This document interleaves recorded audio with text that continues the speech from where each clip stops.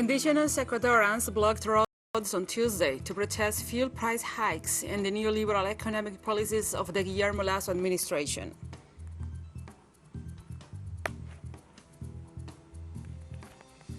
The London High Court of Justice has already started the trial regarding the appeal filed by the United States Department of Justice on the extradition of Assange, challenging a UK District Court decision in January that Assange will not be extradited.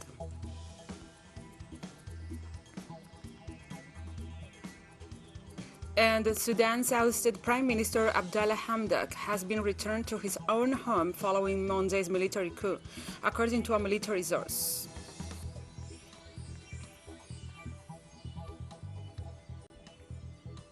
From the headquarters of TeleSUR English in Havana, Cuba, this is From the South. I'm your anchor, Gladys Quesada. These are the news. Indigenous Ecuadorians blocked roads on Tuesday to protest fuel price hikes and the neoliberal economic policies of the Guillermo Lasso administration.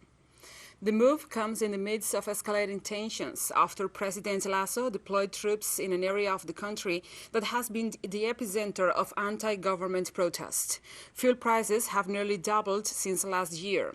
Last Friday, Lasso announced another price hike to $1.90 for a gallon of diesel, up from $1 in 2020 and $2.55 for petrol. Protesters under the umbrella of the Confederation of Indigenous Nationalities of Ecuador want the price capped at $1.50 for diesel and $2 for petrol. The Confederation is credited with helping topple 3 presidents between 1997 and 2005, and in 2019 led successful protests against the government's scrapping for fuel subsidies as required by the International Monetary Fund.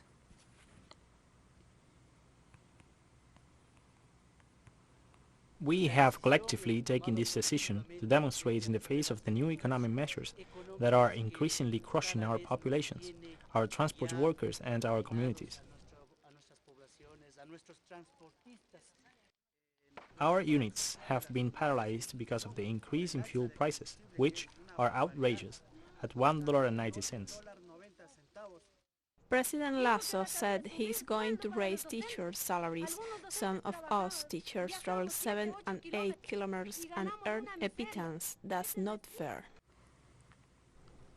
And riot police were heavily deployed Tuesday to disperse protests by Ecuadorian indigenous protesters who took to the streets in the open defiance of the state of emergency announced by President Guillermo Lasso, which he argued was a move to tackle drug violence. Leonidas Issa, president of the Confederation of Indigenous Nationalities, together with leaders of trade unions and also student movements, called for the nationwide protests, which included a march in the capital Quito on Tuesday afternoon to reject the policies of the Lasso government and call for answers to the pressing needs of the population suffering the economic crisis aggravated by the COVID-19 pandemic.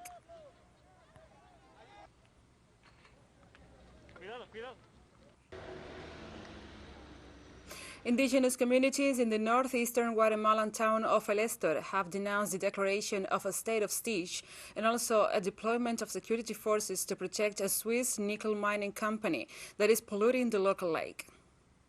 The Guatemalan government suppressed the right to demonstrate for 30 days, established a curfew, and deployed more than 1,000 police and soldiers to El Estor on Sunday, a day after police forcibly evicted a protest against the Guatemalan nickel company, a subsidiary of the Swiss firm Solway Investment Group. Police used tear gas against protesters who had been blocking an entrance road to the area for almost 3 weeks to prevent the passage of trucks to the mine, where mining activity cannot continue due to a court ruling ordering the company to consult with local residents regarding the project. As well as patrolling the streets of the town armed with rifles, officers and troops are carrying out searches. Locals accuse the Swiss company of contaminating the lake where they fish for food.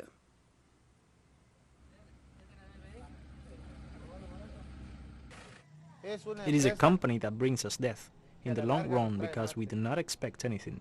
The place is turning into a desert. We depend on the water sources that are there. We see a very divided people. Unfortunately, the other group that they call pro-mining, they only see that there is money now. They only see that they can serve themselves today and solve their food situation at home. But they do not see the level of damage that this company is generating. The issue of closing our operations is just not on the table, because there are no reasons for it.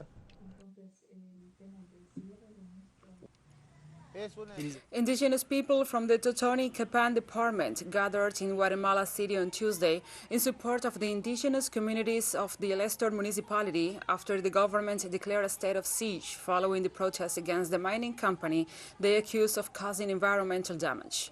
The police repression of the protesters in Elestor on Saturday left several journalists and demonstrators wounded, according to local press reports.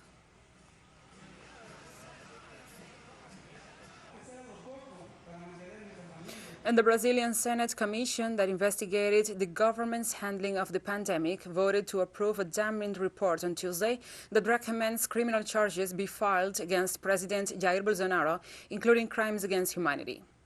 7 of the panel's 11 senators endorsed the text presented last week after a 6-month investigation, which also called for the indictment of 77 other people, including several ministers and 3 of Bolsonaro's children. The Parliamentary Commission of Inquiry's report recommended that the president be indicted for a dozen crimes over the failed handling of the pandemic, resulting in the deaths of hundreds of thousands of Brazilians. Since the beginning of the health emergency, Bolsonaro downplayed the seriousness of the novel coronavirus, defended the use of ineffective drugs, pressured doctors to use COVID-19 patients as human guinea pigs, and raised doubts about the efficacy of vaccines. The responsibility for many of the COVID-19 deaths belongs to many people. Many are indicted, but this responsibility is mainly because of the President Jair Bolsonaro, this serial killer who has a death fixation and continues to repeat everything he said in the past. Now, with his declarations that the vaccine can infect with AIDS, he clearly demonstrates he has no respect for Brazilian lives. We are not going to stop here. We will go to the Attorney General, the United Nations High Commission for Human Rights, the Inter-American Commission on Human Rights, and the International Criminal Court. Above all, we are not going to forget nor abandon the victims of COVID-19. The response. And we'll be right back after this very short break, so don't go away.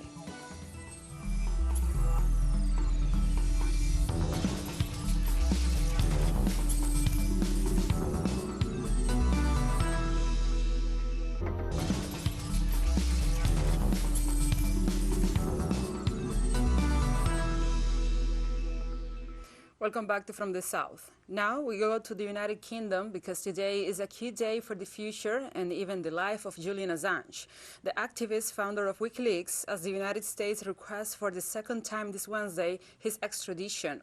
If the British court grants the request, the journalist could face up to 175 years in prison.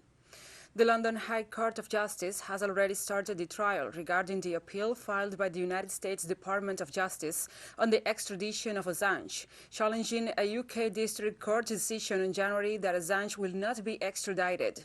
The proceedings could last 2 days, and according to judicial sources, this time Washington is offering guarantees on the confinement conditions, and the key argument for the US lawyers this time is to dismiss concerns about the WikiLeaks founder's mental health and the risk of him committing suicide, saying it should not prevent him from facing U.S. justice. Assange, who denies any wrongdoing, is being held at Belmarsh prison. He had been expected to appear via video link, but the court was told he did not feel well enough to do so. Supporters of Assange gathered outside the court building from early on Wednesday, chanting "Free Julian Assange." Earlier, in the midst of one of the acts of solidarity with the Australian journalist, Stella Morris, the mother of his 2 youngest children, reminded everyone that what the United States is trying to do is to criminalize the right of all citizens of the world to information.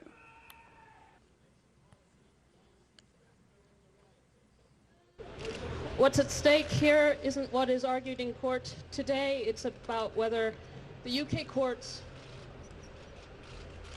are going to extradite a journalist to the country that conspired to assassinate him. It is completely unthinkable that the UK courts could agree to that. I'm very concerned for Julian's health. I saw him on Saturday. He's very thin. And I hope that the courts will end this nightmare. Now we continue. A large storm drenched part of the Northeast in the United States, with the region experiencing its first nor'easter of the season. By late Tuesday, more than 69 millimeters of rain had fell in Central Park and over 76 millimeters at Newark Liberty International Airport, according to the National Weather Service. The New York Police Department said several roadways experienced flooding, leaving some path blocks, including stretches of the Brooklyn-Queens Expressway. New York Governor Kathy Hochul and New Jersey's Phil Murphy both declared states of emergency before the storm, stating that severe weather conditions such as flash flooding, coastal flooding, and strong wind gusts could affect the state.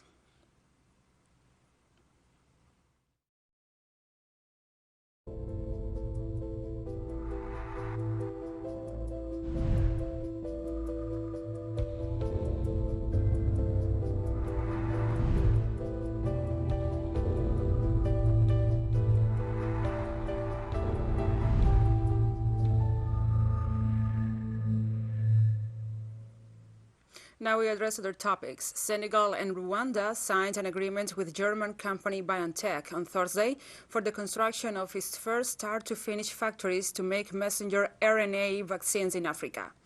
This is to help the continent ease health inequalities compared to other world regions. BioNTech, which produces the Pfizer-BioNTech COVID-19 vaccine, said Tuesday that the construction would start in mid-2022 and that the facility in Africa will eventually produce about 50 million doses of vaccine per year, with the capacity to increase.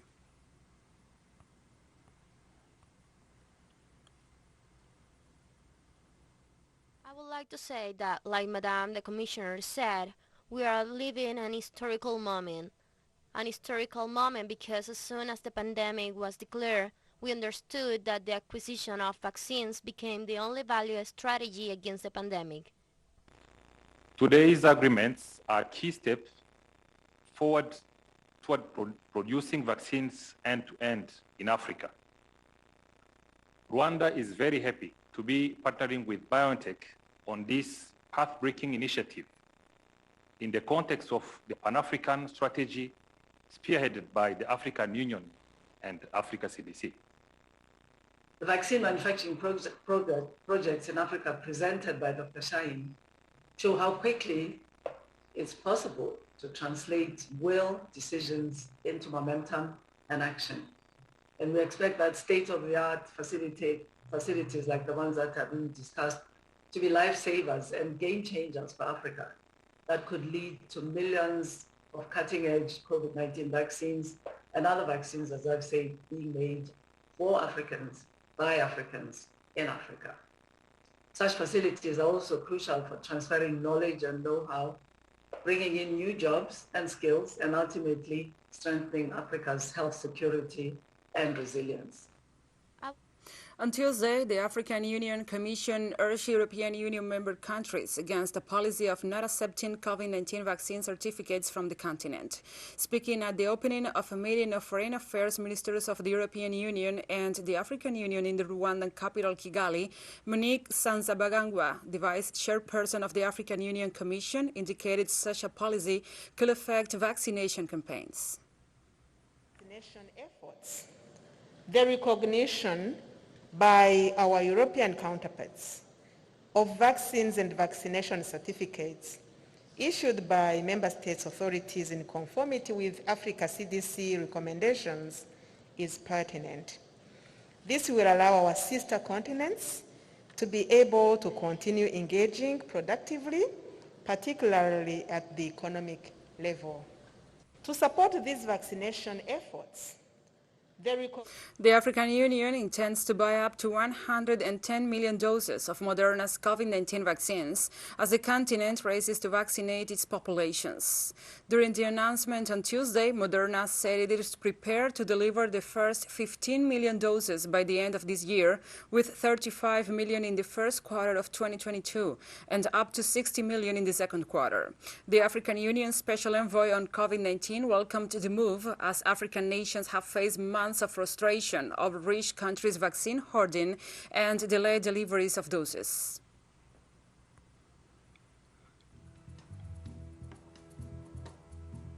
And we have more stories coming up after this final short break, so stay with us.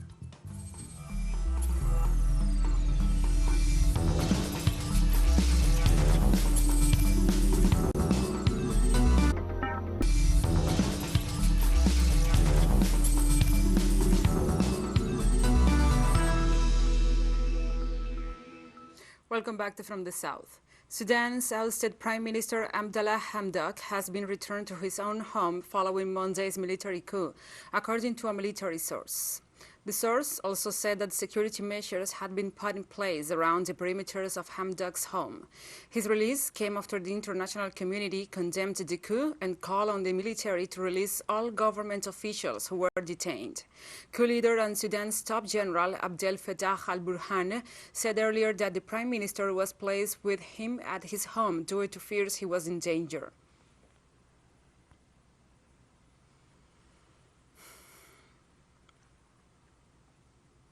And protests continued in the Sudanese capital this Tuesday against the General Abdel Fattah al-Burhan's declaration of a state of emergency and the dissolution of the transitional government on Monday. Soldiers shot live ammunition at protesters who took to the streets to denounce the coup on Monday, leaving at least 10 people dead and 140 were injured. Shops in the capital Khartoum were shuttered on Tuesday as the pro-civilian transition protests continued. The coup has drawn global condemnation, with the UN Security Council due to meet to discuss the crisis.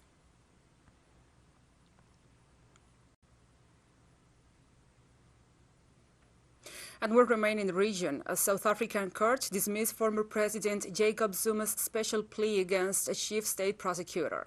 The former head of state, who is on trial for corruption, claimed that prosecutor Billy Donner should be removed from the trial for allegedly leaking his medical records. The written judgment accordingly concludes with the following order being granted. 1. The special plea is dismissed. 2. The matter is directed to proceed to trial in respect of the not guilty pleas of Mr. Zuma and Thales. And 3. Paragraph 3 of the court order of 10 August 2021, as now clarified in paragraph 284 above, stands. Yes, this matter then is adjourned to the 11th of April 2022 for trial, set down for starting on that day, and for the 2 terms thereafter. And Mr. Zuma is warned to be at court on the 11th of April 2022, and the representative of the second accused must obviously be present on that day. And the previous dispensation where he was excused would no longer apply. And the Ugandan police said a blast on a long-distance bus that injured several people was a suicide bombing carried out by a member of the Allied Democratic Forces insurgent group. A police spokesperson confirmed the attacker died during the explosion and also added that the bomber was on the wanted list of the members of the ADF. The blast on the bus near the capital Kampala, caused by an explosive device containing nails and charcoal, which was covered by a plastic bag, followed a bombing at a cafe on Saturday evening that killed 1 person and injured 3 others. Officials had established a connection between the 2 attacks.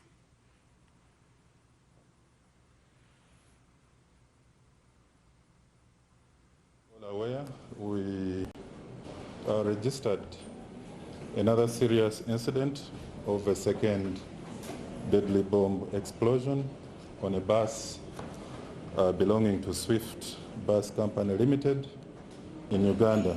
Their motive is clearly ideological and out of hatred by the ADF.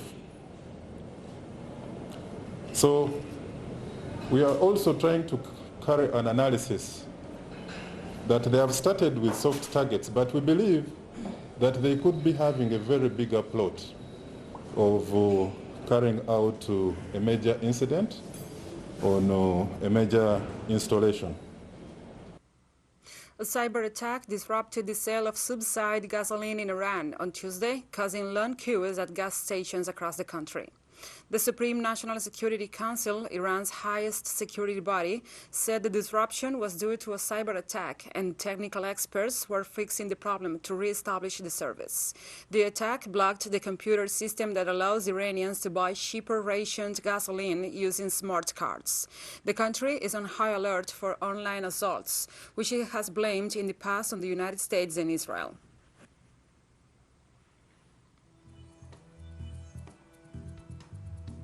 And we have come to the end of this news brief. But remember, you can find this and many other stories on our website at telesurenglish.net. And also, if you feel so inclined, please join us on social media for all the latest news. We are on Facebook, Twitter, Instagram, and Telegram. For TeleSUR English, I'm Gladys Quesada. Thank you for watching.